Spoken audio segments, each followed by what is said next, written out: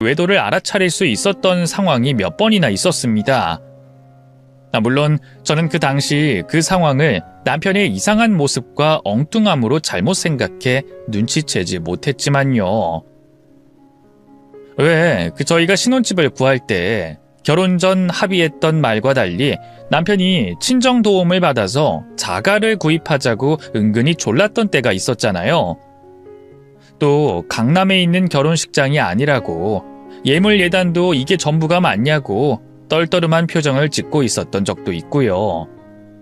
그게 전부 다 저희 집 재산이 많은 줄 알고 자신이 기대한 바가 있었는데 예상과 다르게 결혼이 진행되자 당황스러워 나왔던 행동들이었어요. 또 연애 때부터 저희 부모님께 살갑게 굴고 친정집을 뻔질나게 드나들었던 것도 친정 부모님께서 가지고 계신 재산을 가늠하고자 한 행동이었죠. 그런데 자세히 알면 알수록 자신이 생각한 것과 다르다는 걸 알게 된 겁니다. 사치라고는 차에 관심이 많았던 엄마의 스포츠카를 제외하면 하나도 없는 소박한 살림이었으니까요. 거기다 수산 유통업을 하는 아빠가 살림은 소박하더라도 알부자일 거라 생각했는데 사무실도 작고 허름하고 별 볼 일 없어 보이니까 실망이 컸던 거죠. 그래서 혹시나 싶어 제게 저희 친정 부모님과 양가 집안에 대해 질문을 했던 거였어요. 또 건물은 없는지 땅은 없는지 개발과 사업을 핑계로 물어봤던 거고요. 그러다 결국 자신이 예상했던 것과 달리 우리 집안에 돈이 없다고 생각했고 저와 헤어질 결심을 했다고 합니다. 그런데 그때 아빠에게 이식 수술이 필요한 상황이 벌어진 거예요. 남편은 그 상황에서 우리 집안에 돈이 있는지 없는지 마지막으로 확인을 해보고자 결심했고요. 그래서 당신 아버지한테 이식 수술하겠다고 내가 나선 거야. 사위라는 사람이 그렇게까지 하면 장인이 뭐라도 해주려고 하지 않겠어? 내 예상처럼 돈이 있다면 고마워서 수술 후에 건물이라도 사주겠다. 뭐 차라도 한 대 뽑아주겠다. 그런 보답 정도는 할 줄 알았지. 그럼 그때 받는 보답의 규모로 당신 집안의 재산을 가늠하려고 했고, 아니면 당신 아버지가 유언이라도 할 줄 알았어? 수술한다고 무조건 살아나는 건 아니니까. 재산이 이만큼 있고 이건 어떻게 하고 어떻게 해라, 이 정도 말은 할 줄 알았지. 근데 그런 말 한마디도 없더라. 그래서 내가 진짜 마지막으로 당신 아버지 사무실을 좀 뒤져보려고 했거든? 근데 뒤질 것도 없었어. 잠겨 있어서 못 들어가기도 했는데 강제로 문 열다 건물 무너져서 나만 다칠까봐 그냥 돌아왔다고. 그딴 곳에 있어봤자 뭐가 있겠어? 전에 보니까 금고도 하나 없던데. 어쨌든 당신 집안 정말 개털인 것 같더라. 촌구석에 흔히 볼 수 있는 그런 집안. 그런데 뭐 누구한테 불평불만하겠어? 전부 내가 착각하고 내가 선택한 일인데. 그래서 지금이라도 빨리 당신 때문에 꼬여버린 내 인생 풀려고 이혼하자 말하는 거야. 물려받을 재산도 없는데 얼른 손절해야지. 한 살이라도 어릴 때 새 출발해야 나도 내가 상상했던 내 삶을 살 가능성이 높지 않겠어? 당신도 한 살이라도 더 어릴 때 이혼해야 결혼 시장에서 가치를 인정받지.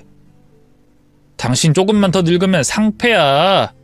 상장 폐지. 그러니까 우리 서로 편하게 가자. 이혼하자고. 이로 말할 수 없는 분노가 치밀어 올랐습니다만 눈앞에 있는 남편 놈이 먼저가 아니었습니다. 당장 내일 이식 수술이 취소될 아빠 수술 문제가 우선이었죠. 쓰레기 같은 남편 놈과 말다툼하며 낭비할 시간은 없었어요. 그래서 이혼은 네 마음대로 하라고 말을 남긴 채 아빠 이식 수술에 관해 알아보게 됐죠. 제가 있었기 때문에 이식 수술을 하는데 큰 어려움을 겪지 않을 거라고 생각했지만 공여자 검사 결과 예상치 못한 결과가 나와 이식을 할 수가 없었습니다. 제 간 크기가 너무 작아 공여하는데 부적합하다는 결과가 나온 거죠. 병원 측에서는 공여자나 기증자가 나올 때까지 조금만 더 기다려보자고 했어요. 당장 수술을 못하게 됐다고 아빠의 건강에 큰 문제가 생기는 건 아니었습니다만 남편이 왜 수술을 취소하게 되었는지에 대해서는 아빠에게 어떤 식으로든 설명을 해드려야 했어요. 처음엔 몸이 아프신 아빠께 안 좋은 영향을 끼칠까 싶어서 남편이 한 짓을 거짓말로 숨기려 했습니다. 그런데 그것도 안 되겠더라고요. 그날 이후 아빠를 찾아오지도 아빠의 연락을 받지도 않을 남편의 행동으로 인해 아빠가 자세히는 모르겠지만 어느 정도 눈치를 채시겠다 싶었습니다. 그래서 상황을 솔직히 말씀드리는 게 더 낫겠다고 생각했죠. 죄인이 된 기분으로 정말 어렵게 아빠 앞에서 남편과 있었던 일들을 말씀드렸어요. 제 이야기를 들으신 아빠는 아무 말씀도 하지 않으셨습니다. 다만 이혼하면서 자신에게 신경 쓰느라 손해보는 일은 없어야 한다는 말씀만 남기셨죠. 제 앞에서 화조차 내지 못하는 아빠의 기분을 눈치챘던 저는 정말 죄송했습니다. 또 그만큼 화가 났어요. 그 분노는 당연히 남편에게 향해 있었죠. 하지만 손해보지 말라는 아빠의 말씀에 따라 그 분노를 직접적으로 남편에게 표현하진 않았어요. 상대를 할 가치도 없는 인간 쓰레기라고 생각했기 때문에 얼른 관계를 끝내고 아빠 일에만 신경을 쓰고 싶었습니다. 그래서 남편이 원하는 대로 합의 이혼을 하게 됐죠. 대신 재산 관련으로 조금의 손해도 보지 않으려고 했습니다. 돈 10원도 물건 하나도 다 따져가면서 나눴어요. 그렇게 제가 남편과 합의 이혼을 진행하고 있을 때 정말 다행히도 아빠의 간이식 문제가 해결됐습니다. 사촌 오빠 중 한 분이 아빠 소식을 듣고 공여를 해주겠다고 연락해 왔거든요. 공여자 검사 결과에서도 다른 준비 없이 바로 이식 수술을 할 수 있을 만큼 사촌 오빠의 건강 상태가 좋다고 했었죠. 덕분에 제가 남편과 합의 이혼을 끝냈을 때 아빠도 이식 수술을 마칠 수 있었습니다. 그때부터 제가 아빠 곁에서 간호를 하게 됐죠. 그날 이후 아빠는 회복에만 집중을 하셨어요. 제가 남편과 이혼을 했는지 안 했는지, 이혼을 하면서 무슨 일이 더 있었는지 어느 하나 묻지 않으시고 오로지 몸을 회복하는 데 신경을 쓰셨죠. 저도 그런 아빠께 괜한 스트레스거리를 드리기 싫어서 이혼 관련된 이야기는 입 밖으로 꺼내지 않았습니다. 그러다 보니 우리 부녀는 남편의 일을 잊은 것처럼 지내며 병원 치료와 몸을 회복하는 데 힘을 다했죠. 이후 이식 수술을 마친 아빠 몸에서는 크고 작은 통증들이 있었습니다. 작게는 잦은 고열과 두통, 소화불량을 시작으로 면역 억제제로 인한 피부 질환이나 대상포진, 원인을 알 수 없는 흉부 통증에 시달렸어요. 또 암 조직을 떼어냈지만 항암 치료도 동시에 받아야 했던 상황이라 보통의 간이식 환자들보다 더 조심히 치료를 받아야 했죠. 그래도 다행히 간이식 관련된 피검사와 CT 검사 결과는 단 한 번도 문제가 없었어요. 암 치료도 다른 문제 없이 잘 됐고요. 간 수치도 그렇고 종양 표지자 수치도 뚝뚝 떨어져 거의 정상으로 돌아와 있었죠. 그리고 수술 후 1년이 됐을 땐 모든 게 다 회복이 된 상태라고 의사 선생님께서 말씀을 해주셨어요. 외래 진료와 검사를 받으며 지속적으로 관찰해야 하고 일반인들보다 조심해야 할 건 많았지만 완치 판정을 받은 것과 다름이 없다고 했습니다. 치료가 잘 끝났다는 말에 1년 넘게 마음이 무겁던 저도 조금은 가벼운 마음을 가질 수 있었어요. 앞으론 아빠께 신경 많이 쓰며 이전과 같은 일이 생기지 않게 지내면서 행복하게 잘 살려고 했죠. 근데 병원에서 나온 아빠가 대뜸 저를 데리고 어디론가 가는 겁니다. 아빠, 이렇게 급히 어디 가요? 내 몸 이제 다 나았다고 하지 않냐? 그럼 이제 미뤄뒀던 일을 해야지. 미뤄뒀던 일이요? 그게 뭔데요? 내가 그 인간 같지도 않은 놈 그대로 둘 것 같냐? 이제부터 그 놈한테 복수할 거다. 안 그래도 지금이 딱 그 복수에 맞는 시기기도 하고. 아빠, 지금 그 사람 복수를 하겠다고요? 1년이나 지났는데? 그래서 1년이 지난 지금 네 가슴속은 괜찮냐? 너 아빠 챙기느라 표현을 못해서 그렇지 혼자서 얼마나 힘들었어. 아빠도 다 알고 있어. 그래서 일부러 더 그놈 새끼 이야기를 하진 않았고. 나야 뭐 그놈에게 수술 안 받아도 그만이라 수술이 취소된 일이 그냥 조금 괘씸할 뿐이었지만 너는 아니었잖니. 내 앞에서 죄인처럼 고개 숙이고 대신 미안해하는 널 보니까 내가 그놈 때려 죽이고 싶었어. 몸만 멀쩡했으면 그날 반쯤 죽여놨을 거라고. 그런데 내 몸이 따라주지 않을 때다 보니까 지금 이때까지 참고 기다렸던 거다. 그놈이 어떻게 뭘 하고 사는지 계속해서 알아보면서. 근데 이제 내 몸도 회복했고 그놈도 아주 중요한 시기에 있을 때라 미뤄뒀던 복수를 시작하려고. 그럼 지금 그 사람한테 가는 거예요? 아니, 그놈 만나기 전에 우리가 해야 할 일이 있어서 그곳으로 가는 중이야. 그놈한테 복수하러 가는데 이 모습 이대로 그놈 앞에 나타나면 안 될 것 같아서. 그 외에 더 이상의 설명을 하지 않았던 아빤 저를 데리고 백화점과 명품관을 가셨습니다. 그리고는 복수와는 거리가 멀어 보이는 사치를 하셨죠. 매장마다 들어가 가장 비싼 제품 달라고 요청하셨고 시계 매장에선 9개월 전에 구입하고 대기를 했다던 시계를 수령하셨어요. 수술 전과, 아니 바로 몇 시간 전과는 전혀 다른 모습의 아빠를 보며 놀랐던 저는 얼떨떨해하면서 아빠가 이끄는 대로 따라다녔습니다. 정신을 차렸을 땐 제 두 손에 명품 쇼핑백이 한가득이었죠. 아빠, 이거 다 전부 어쩌려고 그래요? 회사원인 내가 이런 걸 언제 입고 언제 들고 다닌다고. 왜 이러는 건데요? 그놈이 그 짓을 벌인 이유가 돈 때문 아니냐? 돈 때문에 너한테 접근했고 돈이 없어 보여서 수술을 하루 앞둔 그날 너에게 이혼을 알려왔고 그런 놈 장가 꼬이게 하는데 무슨 방법이 가장 좋을 것 같냐? 그건 역시 돈이지. 그 멍청한 자식이 굴러들어온 복을 자기 발로 찼다는 걸 깨닫게 해줘야지 않겠어? 그래야 땅을 치고 후회하지. 그러니까 이게 다 그놈 후회하게 만들어줄 준비물인 거야. 자, 이제 집으로 가자. 방금 곧 있으면 도착한다 연락 왔으니. 곧이어 아빠는 절 집으로 데려가셨습니다. 그리고 집을 도착해 얼마 지나지 않아 더 엄청난 게 제 눈앞에 나타났죠. 이번엔 고급 스포츠카였어요. 그것도 아빠 거와 제 거까지 해서 2대나 말이죠.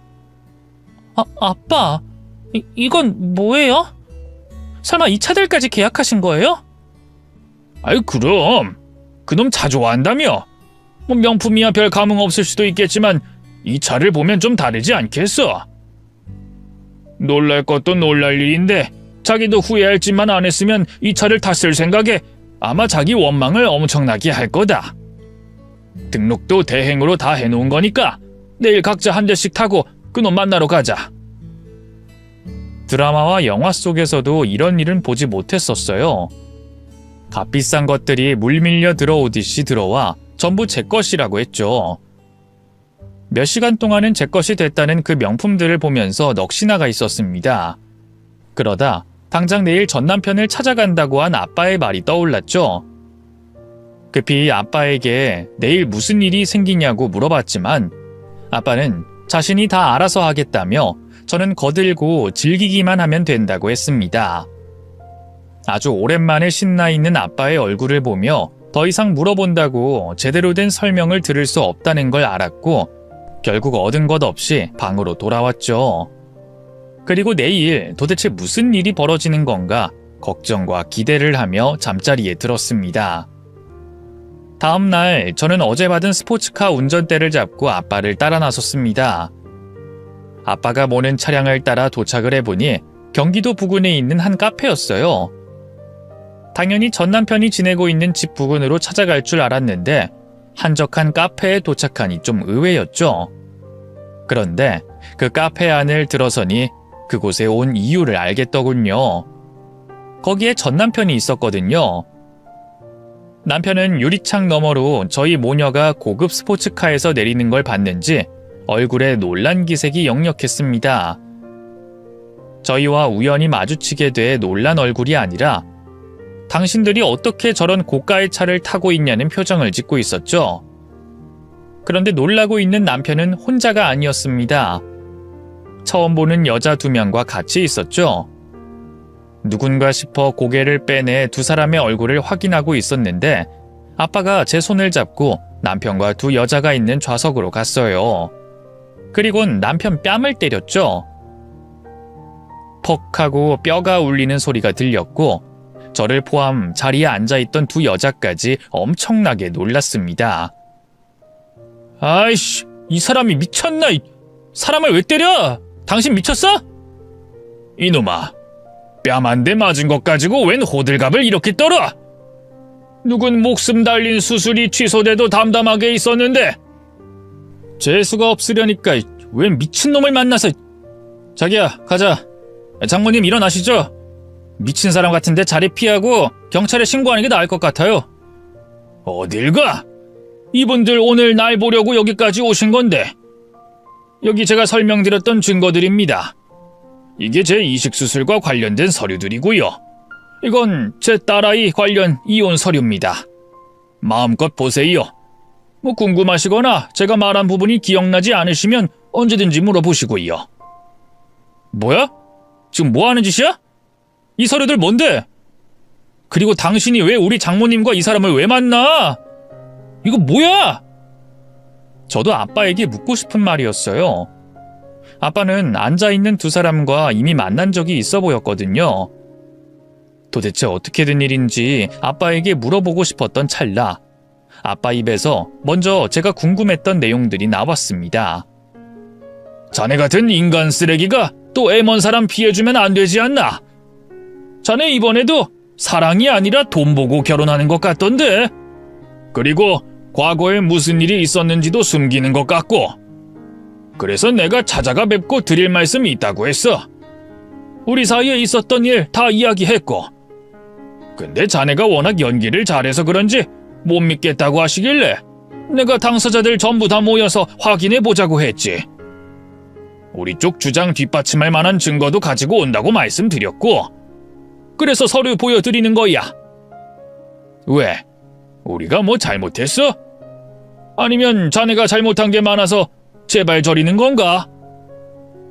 제 버릇 개 못 준다고 이번에도 전 남편은 부잣집 자제로 보이는 여성에게 의도적으로 접근을 한 거였어요. 아빠는 저와 같은 피해자를 막고자 또 제 전 남편에게 복수를 하고자 두 사람과 만남을 가지고 이 자리를 만들었던 거고요. 알고 보니 아빠는 이식 수술이 취소되고 난 이후부터 전 남편에 대한 복수를 계획하고 계셨습니다. 사람을 고용해 남편을 지켜보고 있었더라고요. 그러다 남편이 저에게 접근했던 것처럼 또 다른 여성에게 돈을 노리고 접근했고 저희 친정 부모님께 한 것처럼 착하고 믿음직한 예비사위로서 신뢰를 쌓아가자 과거 일을 사실대로 밝히시겠다고 결심하셨던 거죠. 그렇게 아빠의 오래된 복수 계획은 성공적이었어요. 서류를 확인한 전 남편의 예비 신부와 예비 장모는 아빠가 하신 말씀이 진실에 가깝다는 걸 깨닫고 그 자리에서 파혼하겠다고 말을 했습니다. 한번 갔다 온 건 그러려니 하겠네. 요즘 세상에 이혼이 그렇게 큰 흠은 아니니. 근데 이건 좀 아니지 않나? 난 자네가 우리 은지를 사랑해서 결혼하겠다는 건지 아니면 돈 때문인지 확신이 서지 않네. 그리고 가족이었던 사람들에게 이런 짓까지 했다는 것에 용납을 못하겠고 은지가 자네랑 결혼하겠다고 해도 뜯어 말리겠네. 설령 그걸 뚫고 한다고 해도 자네가 바라는 것 같은 경제적인 지원은 평생 없을 거야. 그러니 우리 은지 만날 생각하지 말게. 장모님, 이거 전부 음해입니다. 이 서류들 전부 가짜라니까요? 저 어떤 사람인지 그동안 보아오셔서 아시잖아요. 제가 장모님을 저희 친어머니처럼 모셨는데. 우리 엄마한테 장모님이라는 소리 하지 마. 내가 당신 아내가 아닌데 왜 우리 엄마가 당신 장모님이 돼? 우리 오늘 이 시간부터 이 자리에서 끝난 사이니까 찾아올 생각하지도 마. 찾아오면 경찰에 스토킹으로 신고할 거야. 전 남편에게 파혼을 알린 두 사람은 카페를 빠져나갔습니다. 그 뒤를 전 남편이 따라가려고 했죠. 그런데 그때 카페를 나가려던 전 남편을 아빠가 잡고 놓아주지 않았어요. 놓으라고! 당신 내 인생 망치려고 작정했어? 왜 잘 사는 사람 사이에 끼어들어서 회방을 놓는데? 이 뻔뻔한 새끼 봐라. 야, 남의 인생 망칠 뻔한 놈은 네 놈이지.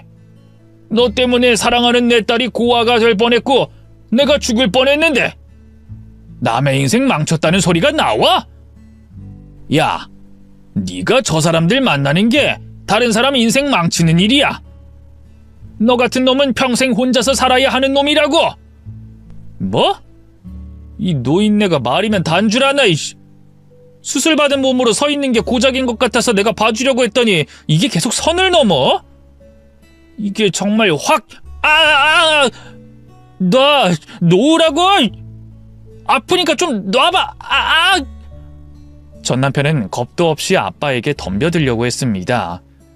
그건 자기가 자기 무덤 파는 일과 다름이 없었죠. 앞에서도 말씀드렸듯이 아빠는 젊었을 적 바닷일을 하셨던 분이에요. 선장 일을 하시기 전까지는 할아버지를 도와 어부 일을 하셨던 분인데 힘이 좀 좋겠어요. 거기다 복수를 위해 건강관리를 엄청나게 하셔서 아프시기 전보다 더 몸이 좋은 상태였는데 결국 겁없이 달려든 전 남편은 아빠에게 제압이 됐고 아프다며 카페대에서 소리를 질러대기 시작했습니다. 아빠는 그런 전 남편을 데리고 주차장 쪽으로 나갔죠. 그리곤 전 남편을 우리 부녀의 차 앞까지 데리고 가서 넘어뜨린 다음 남편이 어떤 후회를 해야 하는지 알려주셨어요. 너 아까 우리 차에서 내리는 거 보고 눈이 휘둥그레지더라. 너 우리 집이 돈 없다고 생각해서 이혼하자 했다며? 근데 이거 어떡하나?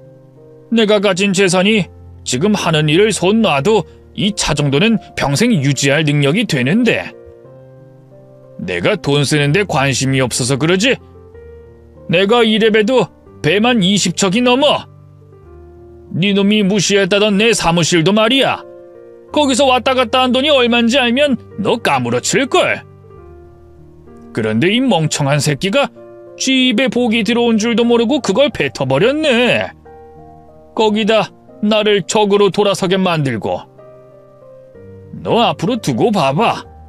네 말대로 내가 네 인생 어떻게 망치는지. 나 가진 것 하나 없었지만 한다면 하는 의지 하나로 여기까지 온 사람이야.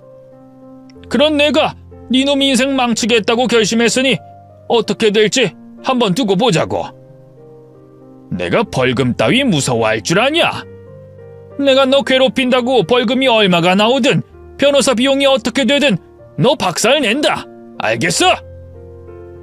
전 남편은 저희 아빠가 하는 말이 허풍이 아닐 수도 있다는 걸 알면서도 끝까지 잘못했다고 말하지 않았습니다. 그걸 본 아빠는 괘씸하다며 전 남편의 팔을 꺾어 한동안 비명이 들리게 해줬죠. 그래도 나중엔 어떤 정신으로 말하는 건지 모르겠지만 남편이 비명을 꽥꽥 질러대며 잘못했다, 용서해달라 빌어오긴 했어요. 아빠는 오늘은 이쯤 하면 된 것 같다며 전 남편을 풀어줬고요. 하지만 아빠가 한 말처럼 딱 그날만 그렇게 끝이 났던 거였습니다. 한 주가 시작되는 다음 날부터 전 남편은 다시금 지옥 같은 일을 겪게 됐죠. 아빠가 전 남편이 한 짓이 모두 적혀있는 전단을 인쇄해 전 남편이 다니고 있는 회사와 헬스장, 오피스텔까지 전 남편의 발길이 닿는 곳에 모조리 뿌려버렸습니다. 아빠는 그 일로 벌금과 함께 손해배상금을 내셔야 했지만 아빠가 전 남편에게 말한 것처럼 그런 돈 따위에 흔들릴 분이 아니셨죠. 그런 아빠의 기세에 전 남편은 결국 도망치듯 다니게 됐고 결국엔 잠적하듯이 회사도 그만두고 살고 있던 오피스텔도 정리해 그 지역에서 사라졌어요. 물론 아빠는 사람을 고용하면 쉽게 찾는다며 전 남편을 지구 끝까지 쫓을 생각이었지만 제가 그쯤에서 그만하자고 아빠를 설득했습니다.